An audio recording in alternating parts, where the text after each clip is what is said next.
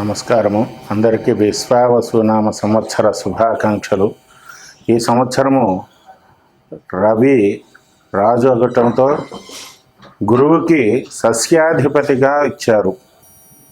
సస్యాధిపతి గురువుగా కావటం వలన యువగోధూమాచనకా ఫలితాశ్చ భవంతి పీతధాత్రీ చ ఫలితా గురౌ సస్యాధిపే సతి. అంటే గురువు సస్యాధిపతి అగుటచ యవలు, గోధుమలు, శనగలు బాగా సమృద్ధిగా పండుతాయి. పసుపు రంగు నేల బాగా చక్కగా పండుతుంది. అదేవిధంగా గురు సంచారం వలన ఈ సంవత్సరము ప్రజలందరికీ కూడా మేలు జరుగుతుంది. వ్యవసాయ రంగము, వ్యాపారము గురు సంచారం వలన అభివృద్ధి పడి వాళ్ళందరూ కూడా సుఖంగా జీవించుతారు. గురువు సంచారం వలన విద్య బాగా అభివృద్ధి చెందుతుంది. ప్రతి ఒక్కళ్ళు కూడా విద్యలో బాగా అభివృద్ధి చెందుతూ ఉన్నత స్థానానికి చేరుకునే అవకాశం కలదు. విద్యాశాఖలో అనేక రకాలైనటువంటి పదోన్నతులు కానీ లేకపోతే ఉద్యోగ అవకాశాలు కానీ ఈ గురువు సంచారం వలన ఈ సంవత్సరం అంతా కూడా బాగా జరుగుతుంది. గురువు అతిచారములో ఉండగా శని వక్రించటం వలన దోషం ఏర్పడుతుంది. దానివల్ల ప్రపంచం అంతటా కూడా యుద్ధ వాతావరణము, తెలియకుండానే బయోవార్లు, ఆటోమేటిక్గా మనందరము కూడా దానిని ప్రపంచ యుద్ధముగా పరిగణించవచ్చును. అదేవిధంగా గురు ప్రభావం వలన ఈ సంవత్సరం అంతా కూడా బ్యాంకింగ్ రంగము బాగా అభివృద్ధిలోకి వస్తుంది. అదే ఈ వర్ష లగ్నాన్ని కనుక మనం ఈ సంవత్సరం పరిశీలిస్తే సింహలగ్నం అవుతుంది. వర్ష లగ్నము లగ్నానికి అష్టమాధిపతి అయినటువంటి గురువు దశమంలో అంటే వృషభంలో ఉండటం వలన మతపరమైనటువంటి విశ్వాసాలు కలుగుట వలన ప్రజలందరూ కూడా భక్తి భావంతో దేవాలయాలకు వెళ్ళి పుణ్యకార్యాలన్నీ కూడా చేస్తారు. శ్రమకు తగ్గటువంటి ఫలితాన్ని కూడా వస్తూ ఉంటుంది అందరికీ.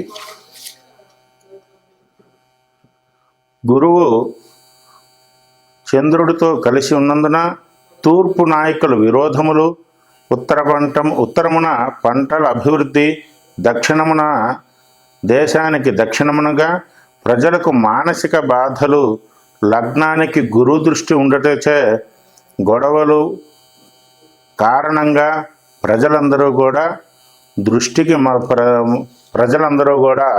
ఆధ్యాత్మిక దృష్టి వైపు వెళ్తూ ఉంటారు. ఇక ఈ విధంగా గురు ప్రభావం వలన విద్యార్థులందరూ కూడా అనేక రకాలైనటువంటి విజయాలు అందుకుంటూ ఉంటారు.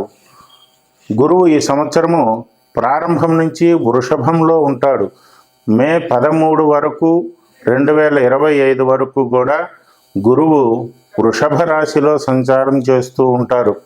తర్వాత 14 నుంచి మిథున రాశిలోకి, తర్వాత 18 అక్టోబరు 2025 నుంచి కర్కాటక రాశిలోకి గురువు ప్రవేశించబడును.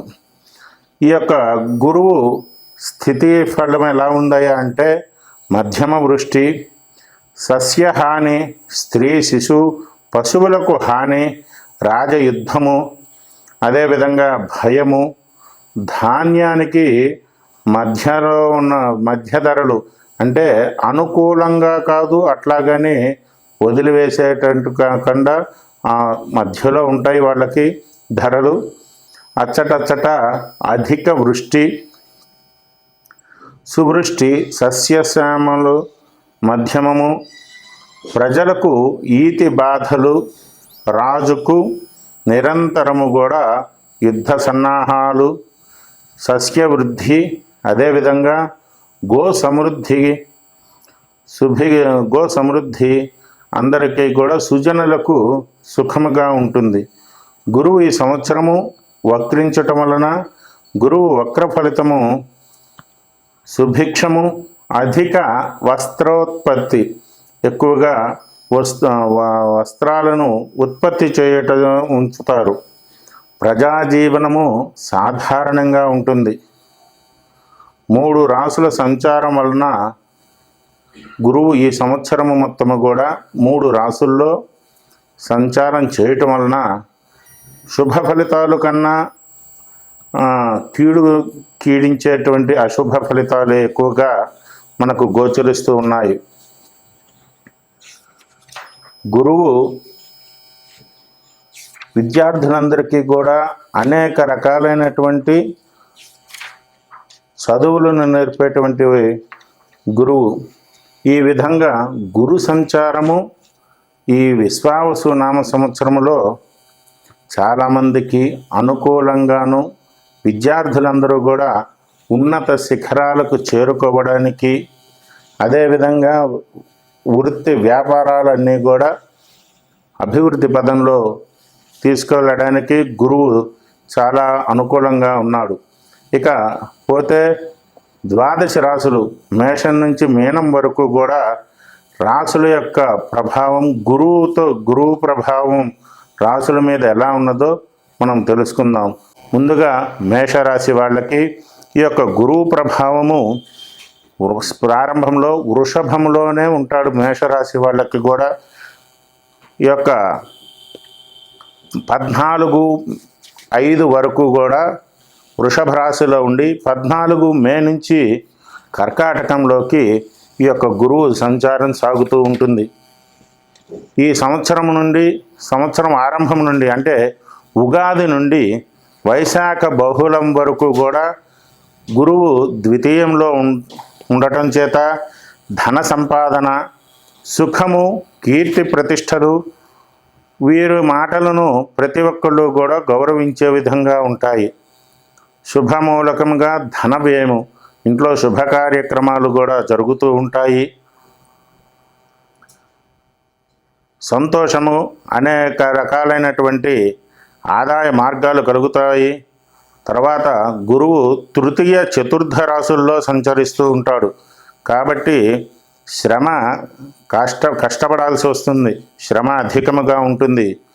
ఉద్యోగ భంగము, ఉద్యోగాల్లో స్థిరత్వం కోల్పోయే అవకాశం ఉంటుంది.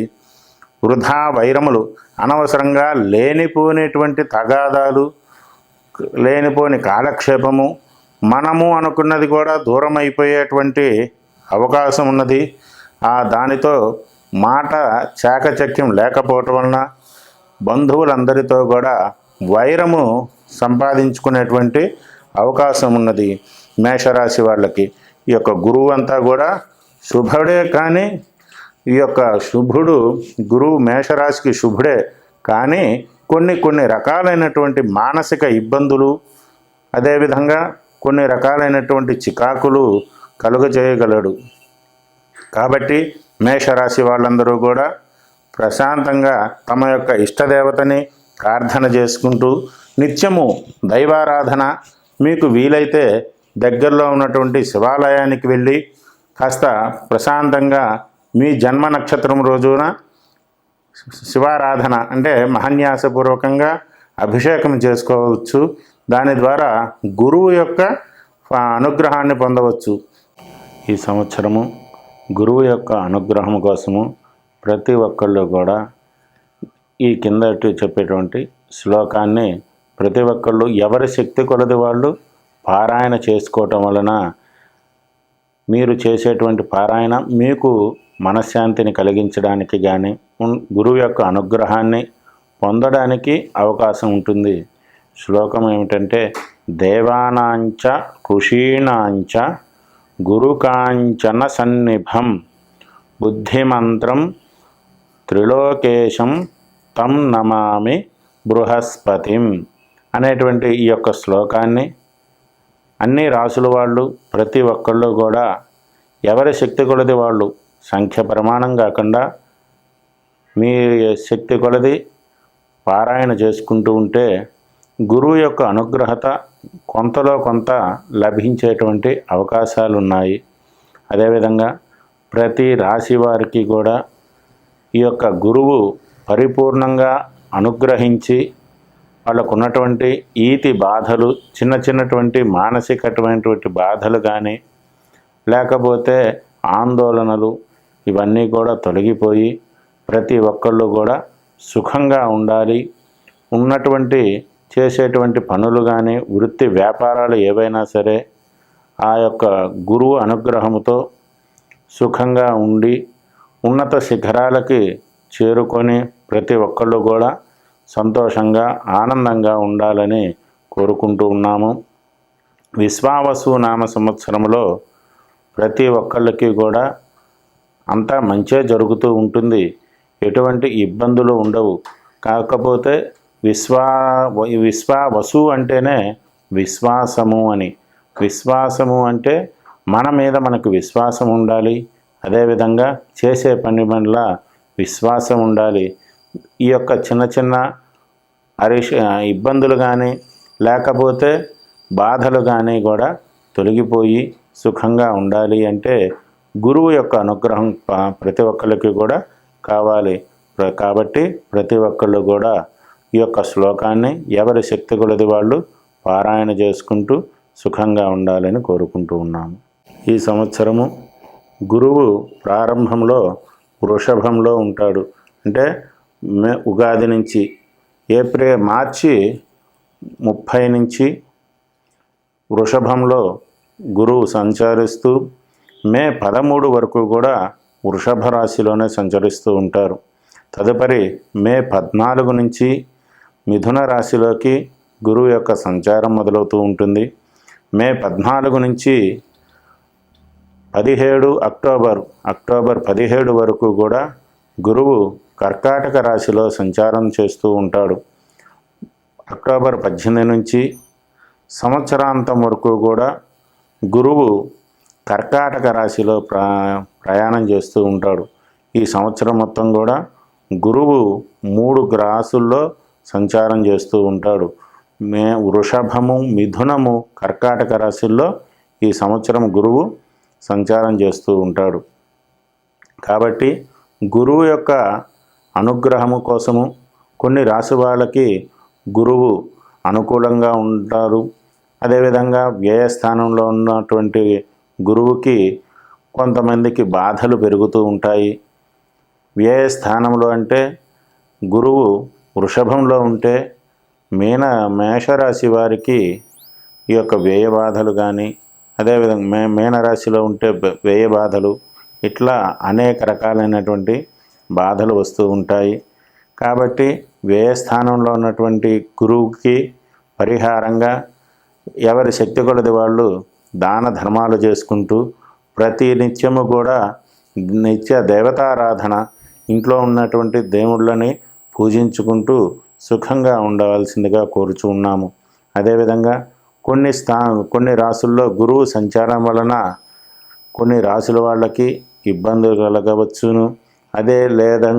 లేదంటే కొన్ని నక్షత్రాల వాళ్ళకి గురువు అనుకూలంగా లేకపోవటం వలన వాళ్ళు అనేక రకాలైనటువంటి మానసిక ఇబ్బందులు పడుతూ అనేక రకాలైనటువంటి క్షోభను అనుభవిస్తూ ఉంటారు. గురువు అనుగ్రహం లేకపోవటం వలన వస్తుంది అనుకున్నటువంటి ప్రమోషన్ కానీ, లేకపోతే వ్యాపారంలో ఈ సంవత్సరం నాకు లాభం వస్తుంది అనుకున్నా కానీ అది చేజారిపోయేటువంటి అవకాశాలు ఉన్నాయి.